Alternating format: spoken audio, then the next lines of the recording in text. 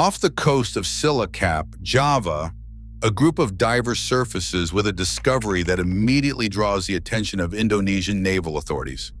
Thousands of corroded ammunition rounds, 12.7 millimeter and 7.62 millimeter calibers, scattered around a partially buried steel hull near a working pier. The site is quickly secured and the find documented, but officials stop short of confirming what everyone wants to know. Whose wreck is this? The ammunition tells us it is from the Second World War, and the location places it squarely in one of the war's most desperate theaters. But the hull itself reveals nothing definitive. No nameplate, no hull number, just iron, rust, and decades of questions. Could this site finally lead us to USS Langley, America's first aircraft carrier, lost to Japanese bombers in these very waters in February 1942? And more importantly, what would it actually take to prove it? To understand why this discovery matters, you need to know what Langley represented. Commissioned as CV-1 in March 1922, she was America's first aircraft carrier, converted from the coal-hauling collier USS Jupiter into the experimental platform that would prove carrier aviation wasn't just possible, it was the future. 3 moments in the fall of 1922 changed naval warfare forever. On October 17th, Lieutenant Virgil Griffin launched a VE-7 biplane from Langley's wooden deck, proving takeoffs could work. 9 days later, on October 26th, Lieutenant Commander Godfrey Chevalier caught an arresting wire in the first successful carrier landing in U.S. Navy history. Between those flights, Langley's crew refined catapult systems, deck procedures, and the basic choreography that every modern carrier still uses. This wasn't just a ship. Langley was the laboratory where American naval aviation learned to breathe. By the 1930s, Langley's pioneering role had given way to obsolescence. Purpose-built carriers Lexington and Saratoga pushed CV-1 into conversion to AB-3, a seaplane tender for the aircraft scouting force. She kept her catapult foundations but lost most of her flight deck. By early 1942, as Japan drove south through the Pacific, Langley was assigned to ferry 32 P-40 Warhawk fighters to Java under Abdicom, the American, British, Dutch, Australian command making a last stand in the Dutch East Indies. Her destination was Cilacap, known today as Cilacap, on Java's southern coast. She would never arrive.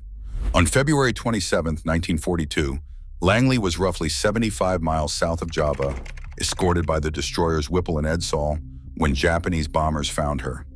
Multiple direct hits ignited fires among the deck-loaded P-40 fighters and ruptured fuel lines. Flooding began immediately. Langley developed a 7-degree port list as compartments filled. The captain ordered abandon ship. Whipple and Edsall took on survivors as Langley settled deeper. To prevent Japanese capture, Whipple fired 9 4-inch shells into her waterline. The old carrier turned tender slid under approximately 75 miles south-southwest of Cilacap. 16 men were lost. The rescued Langley crew was transferred to the fleet oiler Pecos for transport to safety. On March 1st, just 3 days later, Japanese carrier aircraft sank Pecos. More Langley survivors were back in the water. The destroyer Edsall met her own end the same day, overwhelmed by Japanese battleships. This cascading series of sinkings scatters the historical record. Survivors who might have provided precise coordinates were themselves killed, or they spent the next days focused on survival, not navigation. Equipment and artifacts drifted across multiple wreck sites. When post-war investigators tried to pin down exactly where Langley went down, they found survivor accounts blurred by trauma, by approximate wartime navigation, and by the fact that many witnesses never made it home. This is why finding Langley today is complicated by uncertain coordinates and incomplete records. Cut to 2023. Divers working near Cilacap, the very port Langley was trying to reach, reported discovery to Indonesian authorities. The site is shallow, accessible, and located near a pier in what should be well-trafficked waters. What they find are thousands of corroded ammunition rounds in 12.7 millimeter and 7.62 millimeter calibers, consistent with American wartime small arms and machine gun ammunition. Iron plates, partially buried, suggest a steel hull underneath decades of sediment. Local fishermen say they have known about old wreckage in the area for years, but no one had investigated seriously. Indonesian Navy secures the site and begins documentation, but their official statement is carefully worded. The origin is unknown, and the investigation is ongoing. No ship name has been identified. No hull number has been found. No distinctive structural features have been reported that would tie the wreck to any specific vessel. The ammunition and steel are from the right war, in the right place, but that is where certainty ends. Before we continue, a quick reminder. Subscribing is the easiest way to support the channel. It helps us dedicate more time to uncovering these sunken stories and preserving maritime history for everyone who loves the sea. Let's get back to the video, so let's examine the evidence. Does this site fit Langley? The case for Langley begins with geography. The Cilacap area was Langley's destination, and 75 miles south-southwest puts her final position in a search radius that could plausibly include nearshore wreckage if coordinates were approximate or if debris drifted.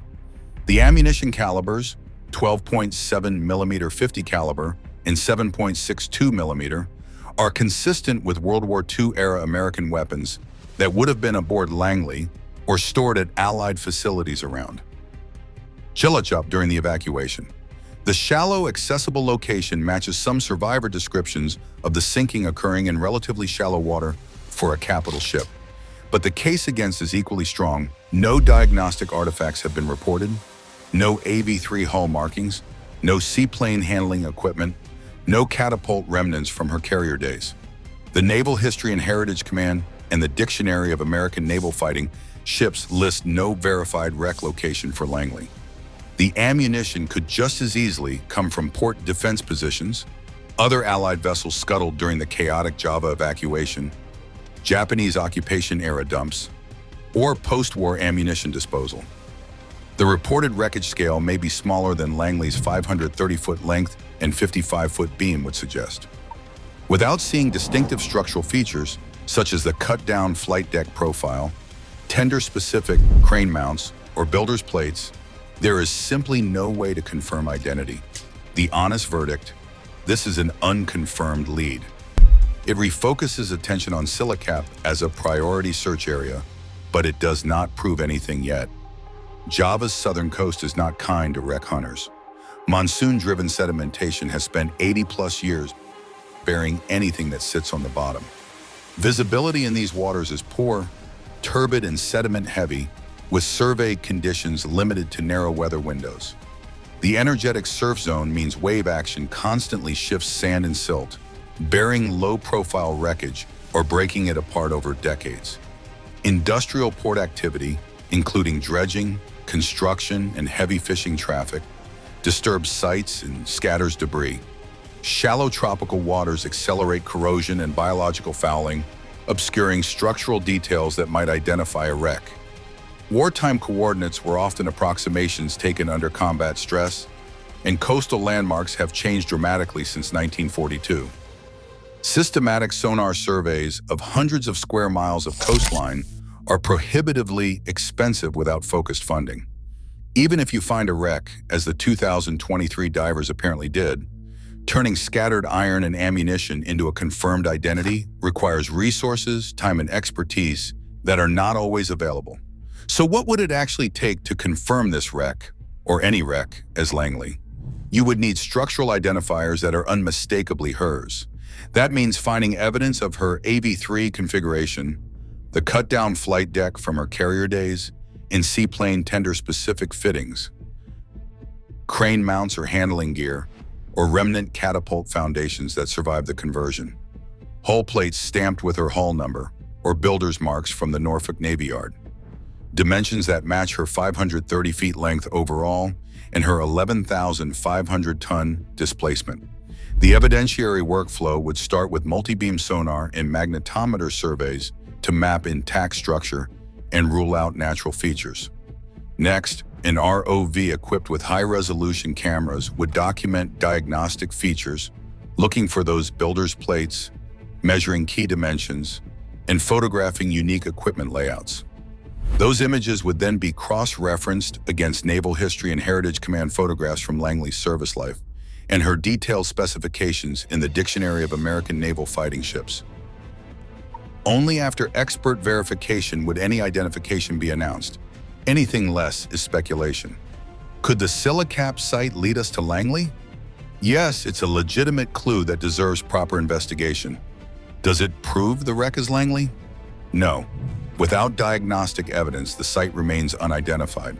But regardless of whether that ammunition cache leads to Langley's hull, we know this for certain. On October 17th and 26th, 1922, on a converted coal hauler with a wooden flight deck, American naval aviation took its first steps. Virgil Griffin's takeoff and Godfrey Chevalier's arrested landing created the doctrine that built the carrier force dominating the Pacific War. Every modern supercarrier traces its lineage back to CV-1.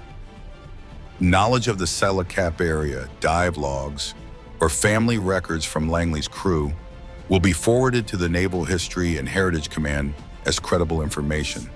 Langley's 16 lost crewmen and the survivors who endured multiple sinkings deserve to have their story completed. Whether we find her hull or not, Langley's legacy is secure.